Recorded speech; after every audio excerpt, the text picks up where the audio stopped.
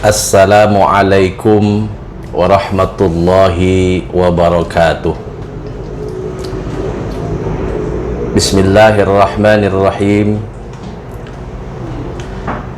Alhamdulillahilladzi ja'alal muharrama syahran min ashhuril hurum.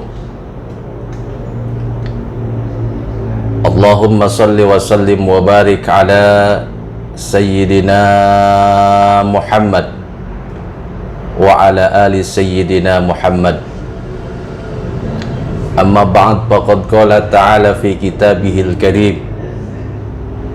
A'udzu billahi as-sami'il 'alim minasy syaithanir rajim. Bismillahirrahmanirrahim. Inna iddatash shuhuri 'indallahi 12 syahran fi kitabillah Yawma khalaqas samawati wal ardi minha arba'atun hurum. Sadaqallahul azim wa sadaqa rasuluhun nabiyul habibul karim wa nahnu ala dhalika minasy syahidin wa syakirin. Tsumma alhamdulillahi rabbil alamin. Pemirsa yang budiman, alhamdulillah bersyukur kepada Allah Subhanahu wa taala pada malam hari ini kita masih diberi kesempatan untuk melakukan segala aktivitas kita, wabil khusus menjalankan tugas kita sebagai hamba Allah Subhanahu wa taala, yaitu terus beribadah kepada Allah Subhanahu wa taala. Alhamdulillah, hari ini pula saya bisa menyampaikan tausiah atau kuliah melalui channel Mari TV ini. Mudah-mudahan dengan adanya dakwah melalui Mari TV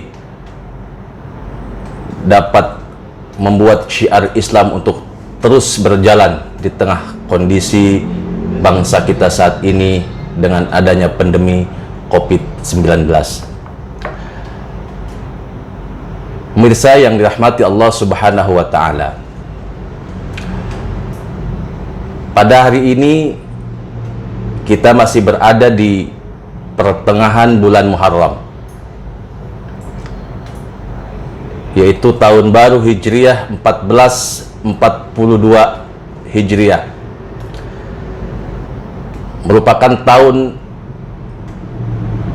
baru setelah berlalunya tahun 1441 Hijriah, yang tentunya tahun baru ini bisa menjadi kesempatan kita untuk sama-sama mengintrospeksi diri kita, untuk sama-sama bermuhasabah terhadap diri kita, agar tahun ini tentunya menjadi tahun yang lebih baik kita secara pribadi di hadapan Allah Subhanahu wa taala. Para hukama mengatakan di dalam perkataan mereka, innas sanata tazdad wal umru yanqus. Kata para hukama bahwasanya tahun terus bertambah, akan tetapi sebaliknya dengan bertambahnya tahun berkurang pula umur kita. Ini artinya apa? Dengan bertambahnya tahun dari 1441 Hijriah menuju 1442 Hijriah, secara otomatis berkurang pula umur kita, yang artinya kesempatan kita untuk berbuat kebaikan, mengumpulkan amal soleh sebagai bekal kita menghadap Allah Subhanahu wa taala semakin berkurang. Oleh karenanya, di kesempatan kali ini mari kita jadikan sebagai momentum untuk bermuhasabah agar kita menjadi manusia-manusia, pribadi-pribadi yang lebih baik dan lebih soleh di hadapan Allah Subhanahu wa ta'ala. Para pemirsa yang dirahmati Allah Subhanahu wa ta'ala, ada sebuah hadis dari baginda Nabi Muhammad sallallahu alaihi wasallam. Kata beliau, innallaha yahtajju yaumal qiyamati bi arba'atil anfusi ala arba'atil ajnas. Bahwasanya Allah nanti pada hari kiamat akan mengemukakan 4 golongan manusia yang akan dijadikan sebagai hujjah, yang akan dijadikan sebagai referensi untuk menangkal alasan 4 golongan manusia yang lainnya. Siapa mereka? Yang pertama, kata baginda Nabi, alal aghniyai bi Sulaiman bin Dawud alaihi wassalam, terhadap orang-orang yang ditakdirkan menjadi orang kaya raya waktu di dunia. Ketika di akhirat nanti mereka dimintai pertanggungjawaban oleh Allah Subhanahu wa ta'ala lantaran kekayaan mereka, sehingga mereka menjadi lalai untuk beribadah kepada Allah Subhanahu wa ta'ala. Oleh karena itu Allah mengemukakan Nabiullah Sulaiman alaihi salam, bahwasanya kata Allah, ini hambaku Sulaiman adalah orang yang terkaya, yang sampai saat ini tidak ada mengalahkan kekayaan Nabiullah Sulaiman alaihi salam, akan tetapi dia tidak pernah lalai akan kewajibannya, justru dia semakin dekat kepada Allah Subhanahu wa ta'ala. Itu yang pertama. Kemudian yang kedua, wa 'alal 'abidi bi Yusuf alaihi salam, dan yang kedua, orang-orang yang ditakdirkan waktu di dunia menjadi seorang budak, menjadi seorang pesuruh, kemudian lantaran mereka lebih mengedepankan urusan majikannya, lebih mengedepankan urusan atasannya, lebih mengedepankan urusan bosnya, kemudian mereka lalai meninggalkan perintah Allah, mereka lalai meninggalkan syariat-syariat Allah, lebih memilih perintah urusan bosnya. Allah kemukakan Nabiullah Yusuf alaihi salam. Kita tahu bahwasanya Nabi Yusuf alaihi salam, ya, sebelum beliau diangkat menjadi seorang nabi, seorang rasul, Nabi Yusuf diuji. Ketika beliau belum menjadi seorang nabi, dicaci, dihina, bahkan oleh saudara kandungnya sendiri, dibuang ke dalam sumur. Kemudian setelah ditolong oleh seorang musafir, akhirnya dijadikan seorang budak. Dan beliau selalu dicaci, dimaki, dihina. Akan tetapi dengan cacian, dengan makian, dengan hinaan itu, tidak pernah putus asa untuk terus mendekatkan diri kepada Allah Subhanahu wa ta'ala. Sampai akhirnya beliau diangkat menjadi Nabiullah. Maka nanti orang-orang yang waktu di dunia mereka lalai untuk menjalankan perintah Allah, lalai beribadah karena mengedepankan urusan majikannya, urusan bosnya, maka nanti Allah akan kemukakan Nabi Yusuf alaihissalam. Kemudian yang ketiga, kata Nabi Muhammad sallallahu alaihi wasallam, wa 'alal marda bi Ayyub alaihi salam, orang-orang yang waktu di dunia ditakdirkan dengan ditimpanya berbagai macam penyakit, yang mana penyakit itu bukan hanya sekedar penyakit, tapi penyakitnya penyakit yang kronis, bahkan bukan hanya penyakit seminggu, 2 minggu, tapi berbulan-bulan, bahkan bertahun-tahun. Lantaran penyakit yang mereka derita sehingga mereka lalai terhadap ibadah kepada Allah, banyak meninggalkan perintah Allah lantaran alasan sakit. Nanti awas, Allah tidak akan terima alasan kita karena sakit itu. Allah akan kemukakan Nabiullah Ayyub alaihi salam, ini nabiku, ini hambaku yang aku uji dengan penyakit yang lamanya lebih daripada 18 tahun, tapi dia tidak pernah lalai untuk beribadah kepadaku. Bahkan dia semakin dekat kepada Allah Subhanahu wa ta'ala. Jadi kalau kita sekarang dikasih penyakit Ya sekarang kan penyakit banyak. Ya. Ada asam urat tinggi, darah tinggi, kolesterolnya tinggi, bahkan sekarang penyakit yang paling ditakuti ya punya gula darah tinggi. Sehingga lantaran penyakit-penyakit yang kita derita itu kita jadikan sebagai alibi untuk meninggalkan ibadah kepada Allah. Nanti di hadapan Allah tidak akan diterima alasan kita. Karena Nabi Ayub jauh lebih lama diuji dengan sakit ketimbang kita. Kemudian yang keempat, kata Nabi Muhammad sallallahu alaihi wasallam, wa 'alal fuqara bi Isa alaihi salam. Kemudian ketika yang keempat dipanggil oleh Allah, yaitu ketika orang-orang yang waktu di dunia ditakdirkan menjadi orang-orang yang fakir, menjadi orang-orang yang miskin, yang pas-pasan, lantaran kefakiran mereka, lantaran kemiskinan mereka, mereka menjadi lalai kepada Allah, banyak meninggalkan perintah Allah. Mereka ketika dipanggil oleh Allah menyatakan alasan itu semua, maka Allah akan kemukakan Nabiullah Isa alaihi salam, Nabi yang fakir, Nabi yang miskin. Bahkan sampai saat ini tidak ada yang menandingi kefakiran, kemiskinan, kesulitan Nabiullah Isa alaihi salam.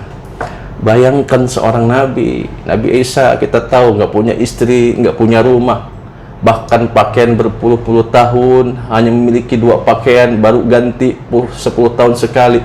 Bayangkan kalau dengan orang miskin sekarang, coba kalau kita cek lemari pakaiannya, pasti begitu banyak pakaian yang mereka miliki ya. Oleh karena itu, semapun siapapun kita, mau kaya, mau miskin, mau pejabat, mau rakyat,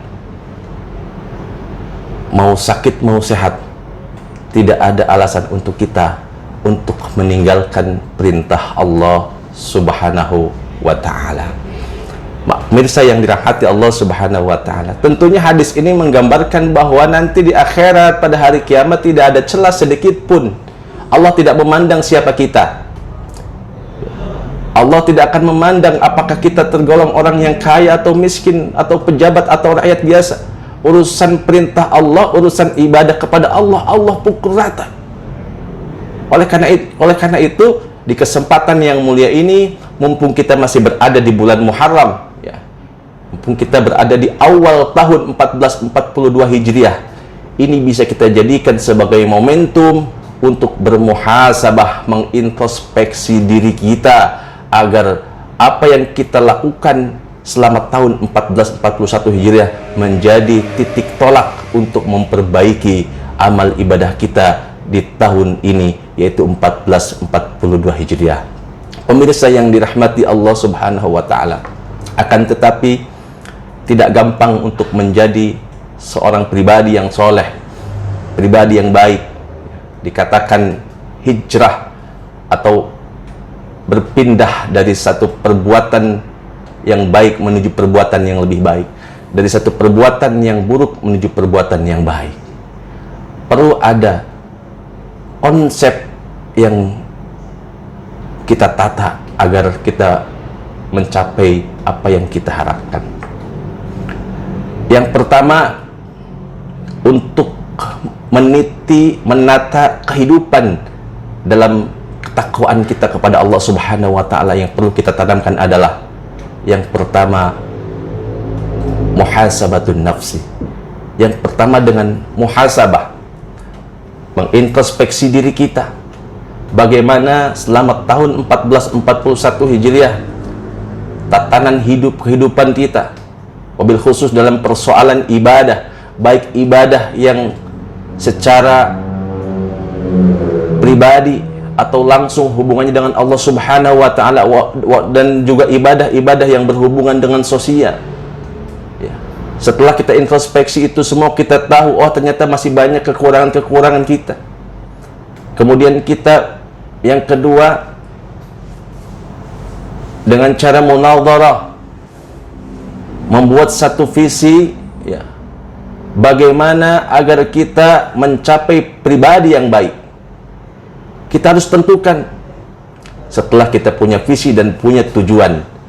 Tentunya visi itu tidak bisa kita capai dengan begitu saja.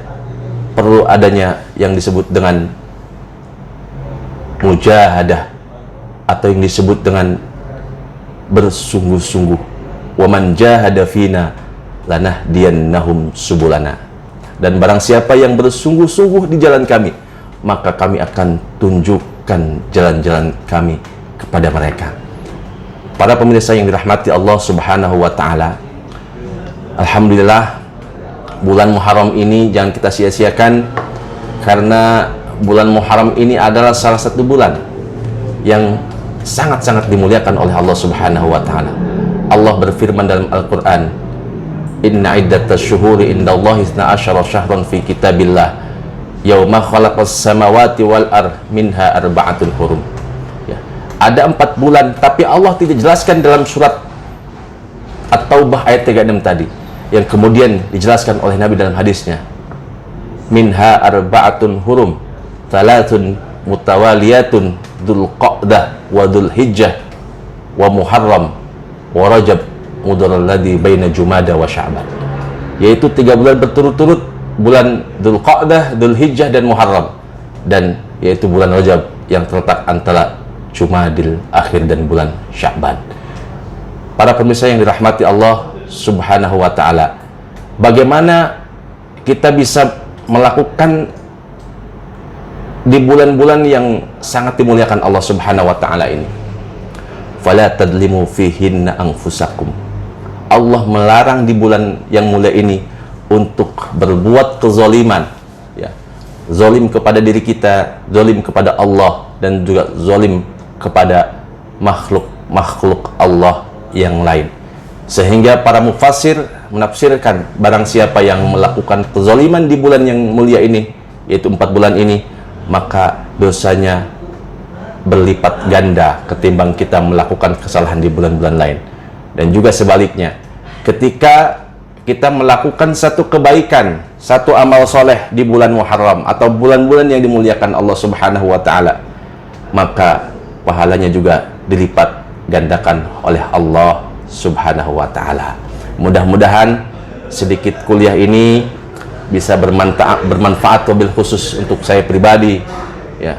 Juga mudah-mudahan buat kita semua, agar di tahun baru Muharram ini, ya, mumpung masih kita berada di bulan Muharram, tahun baru Hijriah ini 1442, tentunya kita menjadi pribadi-pribadi yang baik, ya, menjadi tahun yang gemilang untuk kita, gemilang dalam atau gemilang di hadapan Allah Subhanahu wa taala. Mungkin ini dulu yang bisa saya sampaikan. Kurang lebihnya mohon maaf apabila ada kata-kata yang kurang berkenan ataupun hal-hal lain yang kiranya kurang tepat yang saya sampaikan. Saya mohon maaf yang sebesar-besarnya. Wallahul muwafiq ila aqwamit thariq. Wassalamualaikum warahmatullahi taala wabarakatuh.